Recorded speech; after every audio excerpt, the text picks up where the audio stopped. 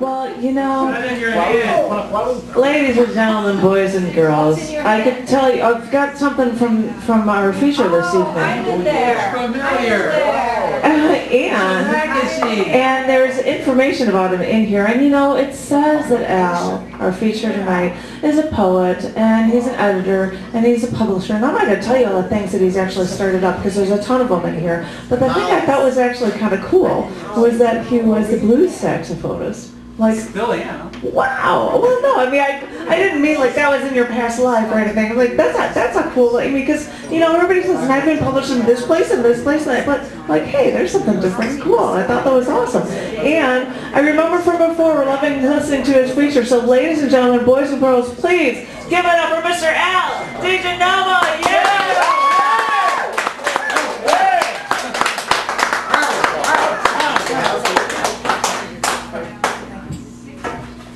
Oh, thank you all for being here tonight. I appreciate it. It's a quality crowd. It's always fun. And thank you, Janet. What was that? I featured for Buddha and Waiting for the Bus, and you were there that night, and that was fun. We read a poem together. My theme for the night was taboo, and Janet did a perfect job of reading the female part. I do one quick commercial and then just read some new poems. I do have some books, 3 different books. I can tell you about them later, but I'm not going to read from them tonight. I don't know, some of you know, but I'm not working. And that's not a bad thing sometimes. You're not. It's a fabulous thing not working. I haven't had a summer off for more than 2 weeks in a row off since 1979. So it's kind of been a good, fruitful summer for writing.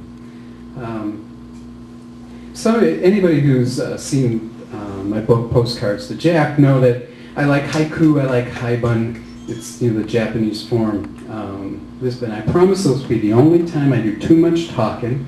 But this first poem is it alludes to Basho, who's the famous haiku poet, and one of his most famous haikus, and probably most of you guys up here in the front row know it. It goes, at the ancient pond, a frog jumps in, the sound of water. And sometimes that last line is translated as plop, which is the sound of water.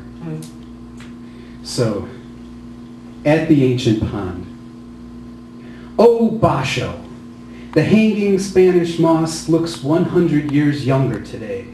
I've drained the ancient pond through a red and white striped straw and licked the salt from the rim.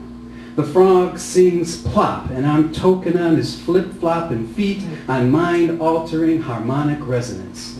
The whole band is in tune. The cool cats, the birds, the wind, the dirty swamp, cars speeding by, pulling boat trailers, the hammering on the roof, the knife as it slices the bread, the dentist drill, the kid next door practicing guitar. Wake up!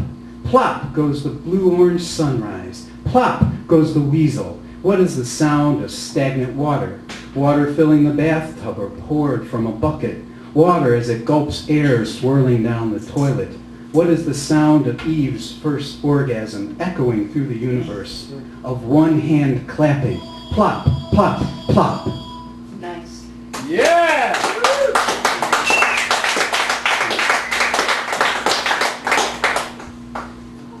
Thank you. So this is, there's not much to say about it. I'm just going to read it. This is called Black Pearl.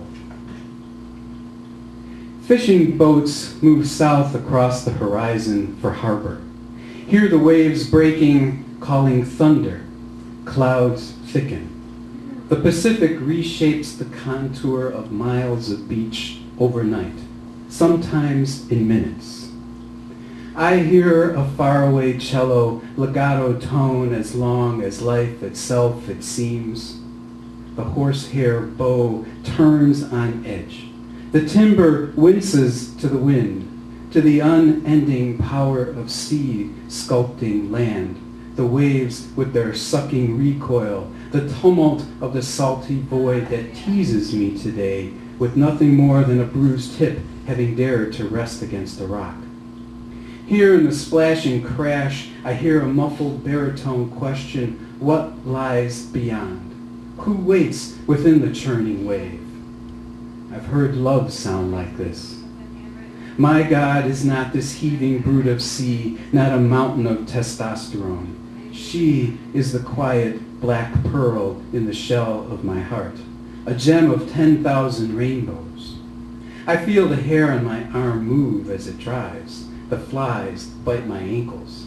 Too much love in my one life to ever deny God, a string of pearls lighting my sandy path. I will know where I'm going when I get there. Yeah! Woo!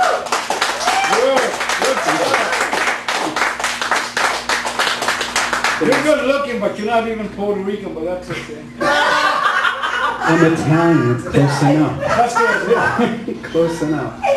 Southern Italians, that's even better. Huh?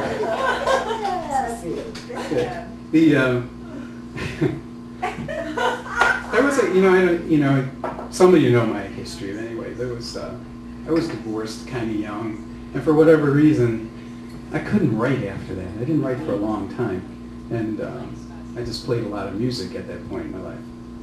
And anyway, this poem, the fact of the matter is I didn't start writing poetry again until I had my first son, so it says something about that. But here's a poem, kind of related to that lapse.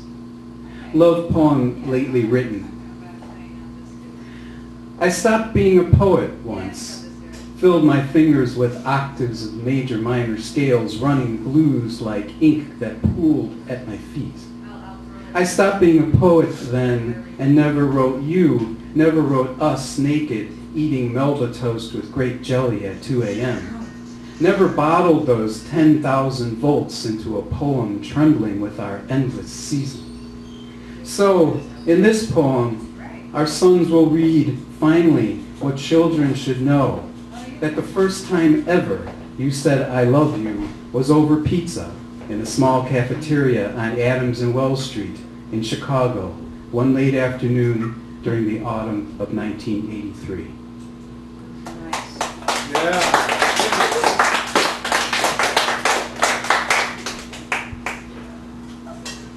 This poem is so new, I'm almost afraid to read it. It's only a couple days old. Yeah. But I'm going to read it anyway. I'm not really sure where I was going with this yet. This is called Suicide Among Friends. I pour the red wine, to each guest a personal toast, the eye-to-eye salute, the glass-to-glass clink, the dull sound of full crystal to full crystal that does not shine. This night, the wine is a darker hue, a fine vintage that asks ever so discreetly, between the laughs and stories, who here this night has ever hated the morning? Who among this group of friends has thought, tonight I step over the line in front of the train? Whose chair sinks through the carpet? How much easier to drink in silence, pretending to listen, staring into your friend's wife's eyes. What solace in watching this repartee from the top of the stairs? Who steps into the bathroom to stare into their own wine eyes? How many bottles between dinner and morning? There are those among us empty already. I am intoxicated with a loneliness. Red rings stain the white satin tablecloth. So many distant planets.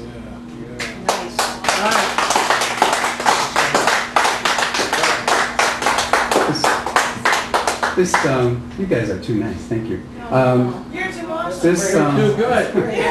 This summer, I was lucky enough to go to the Naropa Institute for the Writing Workshop, which is lovingly called the Jack Kerouac School of Disembodied Poetics. But I was only able to spend a week there. It's a month-long program. But the woman who headed my workshop, her name is Toy Derricott. She's a very fine poet. But she challenged us at the beginning of that week to write poems that we didn't want anybody to read, things that we were afraid to write. So I wrote this. The title is A Never Confession. or the poem that wakes me in the middle of the night. It's a prose poem, so it has a different rhythm. A never confession. There are secrets that will share my dusty grave.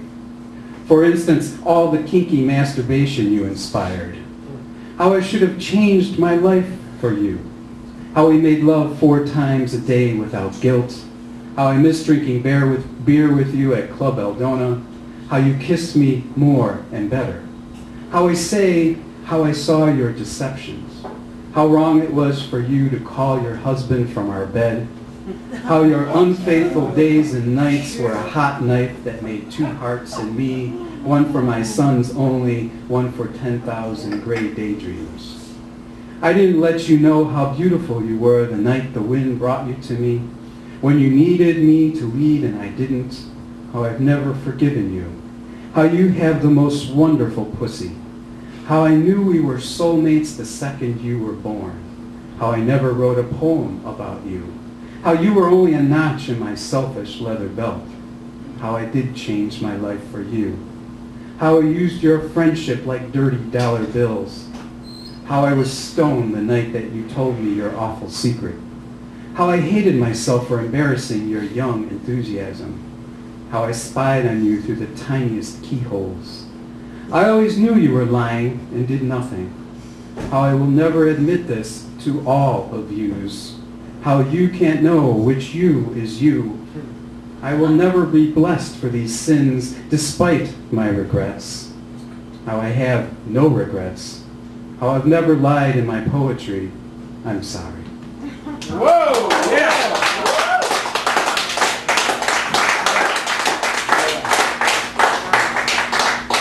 This poem is one of those sins in that last poem that's kind of referred to in this poem.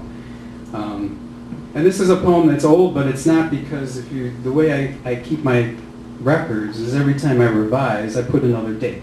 This poem has so many revision dates you wouldn't believe it. And I think that's because it's a story that never had an ending. But the wonderful thing about Facebook is you find friends that you thought you lost. And the person who's talked about in this poem said she maybe would come tonight. Which of course she didn't, but that's why I keep revising this poem.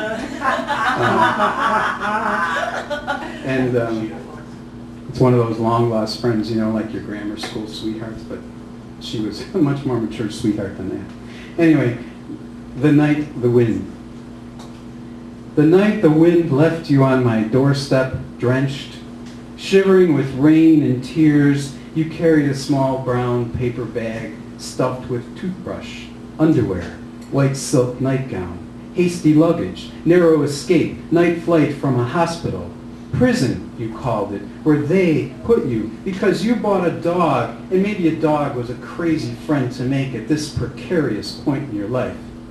But did they need to lock you up without phone, wine, or pills, or your daughters, or me, or all the hymns that haunted your inability to say no? The night the wind carried you through my door, you stood in the middle of the living room alone, you stripped, naked, your wet clothes in a pile at your feet. You let the nightgown cascade over you, arms above your head, as if standing in a waterfall, as if you might be cleansed by white silk. I watched from the doorway. Did you hear my gasp? Know my impotence? The wind leaving you here tonight to unfurl your madness, your whispers, you gliding into your darkness, sad white sails full. Ooh.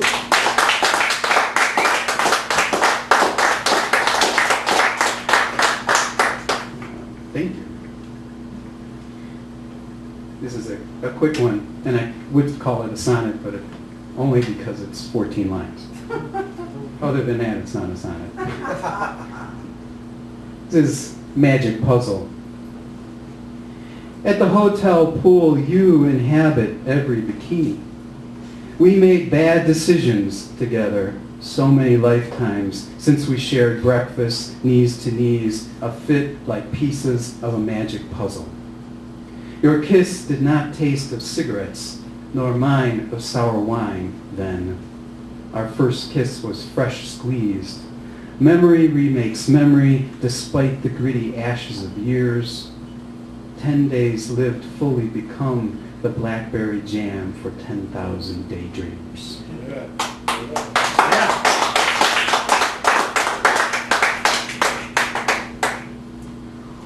These next few poems don't need much introduction, so I'm just going to read through them for you. What little I know. What kind of Buddha am I?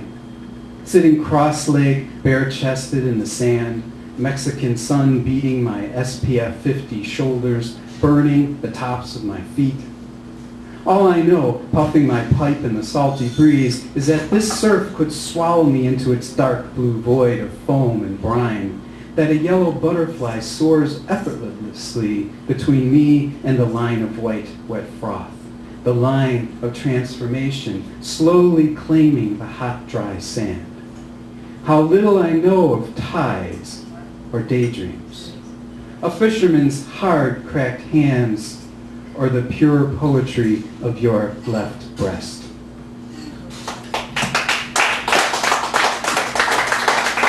Okay. Two more, and I won't call it a night.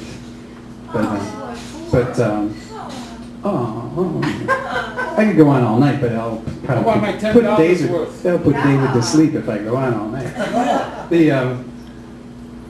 This one is not as new as some of the others, but hopefully I put together a new collection, which this is the title poem for that collection, and we'll see. Hopefully it'll be out soon. This is called A Good Hammer. Blessed are the splinters, the little cuts that never bleed, the dark blue-black fingernails. At 55, you long for more hours as a carpenter, nailing and planing. A pencil behind your ear, sawdust on your shoes, the clean, sweet smell of fresh-cut lumber in the basement, the backyard, in the new attic bedroom.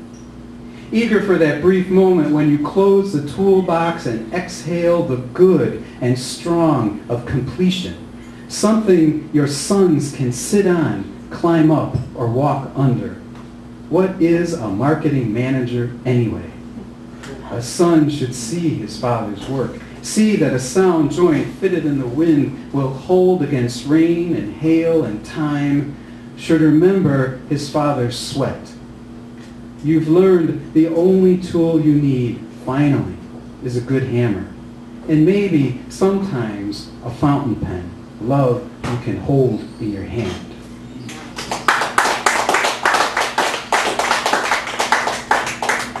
So tonight we'll end with something a little more fun. This was another one that came from the Naropa writing workshop, and it's for those of you who know, it's a Buddhism-based school, and there was a good deal of meditation going on and a lot of talk about mindfulness. One of those mindfulness exercises was basically movement, dancing, moving around. I'm a little shy of that kind of stuff, but I was there. And this poem came out of it, and this is how we'll end the night. This is called Dr. Seuss Mindfulness. Play, play. Play in the trees. Play on your knees. Play with the tassels on the lamp. Make sand castles on your lap. Play monkey, play birdie. Do somersaults with a frisbee. Play, I say, every day. Play with yourself. Make matchbook towers on the shelf. Tickle her feet. Scratch his belly. Play with the berries in the jelly. Play with your toes, not the tail of your shirt. Play with your hair. No one will care. Sit on your flip-flops. Squirt the ketchup. Roll down a hill to get dizzy. Get fizzy. Be whizzy. Say Lizzie. Twirl your dress. Yeah. Make a mess. Spill the beans. Spit the peas. Swirl the wine. Take your time. Buy purple flowers. Kiss in the shower. Play, play, play. Yeah. Thank you very much. Thank you, Janet. You're going to stand up there. You're going to stand up here. Ladies and gentlemen, I don't think that was loud enough. Give it up one more time, everyone.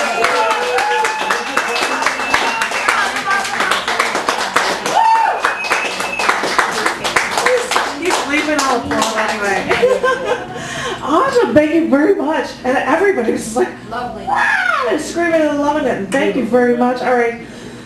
This is my time where I get to talk about future features. Now, usually this is stuff where I'd say, well, 2 weeks from now we have, but we happen to have, because I started to say it next week, a bonus feature. It's also an evening for Chicago Calling. If you guys remember from last year at the cafe, people who have done work with musicians or artists from outside of the greater Chicagoland area can perform their work. That is what we did last year at the cafe. So, this is actually a Chicago Calling show that follows our bonus evening of Poetry Open Mic here at the Cafe Gallery with a feature of Francois Leroux, the Howman of South Africa, a phenomenal musician. He's known for cello, he does keyboard stuff, and he has a whole orchestra stuff, so I'll have set up. I'm going to import that in so you can hear this awesome orchestra stuff going for. I'll have a full show going on. He's absolutely phenomenal. Absolutely phenomenal. He does world tours. He feels really bad because of the timeline. He's only got 3 days in Chicago. He just found out within this past week. So he can't have time for a Ha-Man solo show. And I'm like, well, how about making a feature thing? And he's like, well, I can't actually pull that out. It has to be a whole show thing. I'm like, well, all right, then I guess you'll just have to deal with doing it for me, because him and I are going to be doing a show after the open mic in next week on October 3rd. So if you're interested, you can come and stay around, deal with music, hopefully have some phenomenal music from the Howman of South Africa, and then afterward have whatever we come up with for a show. We've got video, I've got costume changes, I've got a voice modulator, and I don't know what he's going to have set up because he's all so extemporaneous with what he does. So we'll see it. So it should be a cool show. A once-in-a-lifetime thing. Will probably never ever happen anything like it again. So I'd love to see you guys next week. But in 2 weeks, we happen to have Elizabeth Jacobson as our feature. And that's on October 10th. And then on October 24th, Dave Getchuk. Yeah, awesome for Dave Getchuk. You know, Elizabeth Jacobson is awesome, and so is the Howman of South Africa. But yeah, and because we're every other week, we do not have Halloween. Unless they say, well, I've got nothing going on, you can have a poetry open mic. But as far as I know, I'm not having anything here on Halloween. November 7th, Patrick Curley. Yeah, give it up for Patrick. Yeah. Awesome.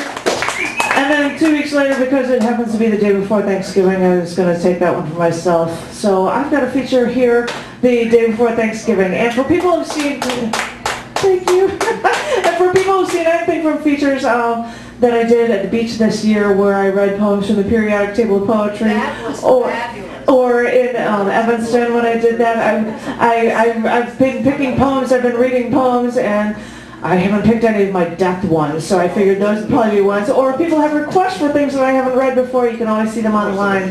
And I can tell you, well, Michael Hogue in December and Christine Swanberg, who actually did stuff and recently had a book done with Dave Getchuk. She's going to be the feature in December. And if you guys are interested in a feature slot and you haven't taken one already, you can always look it up online at www.chaoticarts.org/cafe. The 2013 schedule is there as well as the 2012 schedule.